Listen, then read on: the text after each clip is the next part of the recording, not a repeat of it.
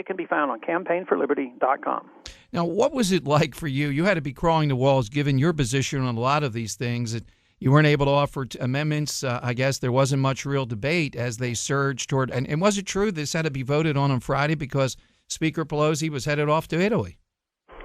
Well, that's always, part of it. But they wanted it before we took that break because we're not in session this week. So that was probably the biggest motivation. The fact that we had a break, people had these trips planned. So were a lot of people making trips.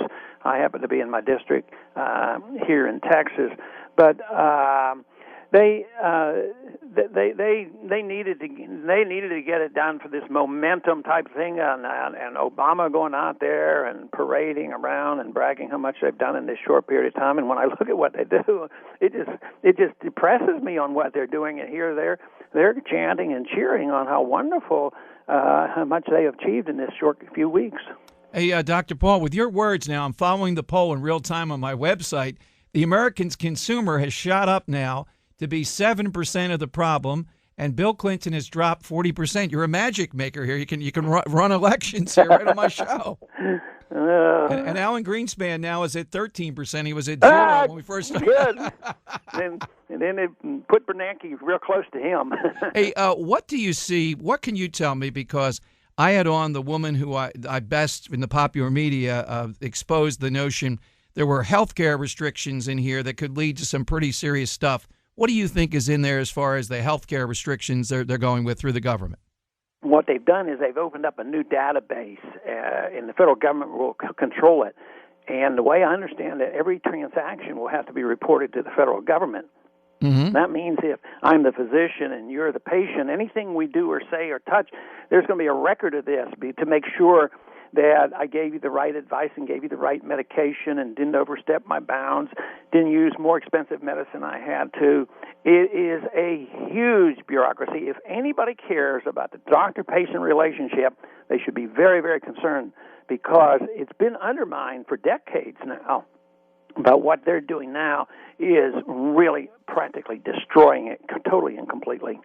And I believe also in there, we were told that there's also this notion of forcing physicians like you to follow so-called best practices. In other words, you don't have this idea of what your doctor might use in his judgment.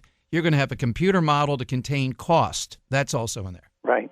And medicine has become very defensive.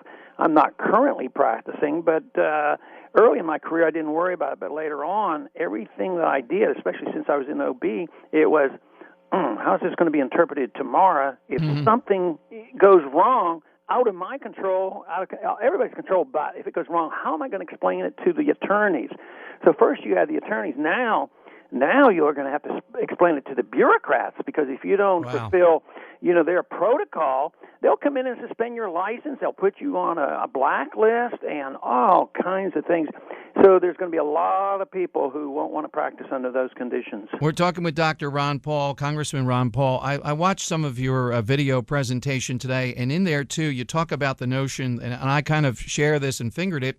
You run up the bill to over $1 trillion of what you're going to put in, and then when somebody cuts out $100 billion, you go, wow, we've cut out the pork. I mean, it's the oldest game in the world. Yeah, and this is sort of a psychological trick that they play. The other thing that bothered me a whole lot was, the effort I made to read the bill and find the bill, and it wasn't available the night before. It became available on a website after midnight.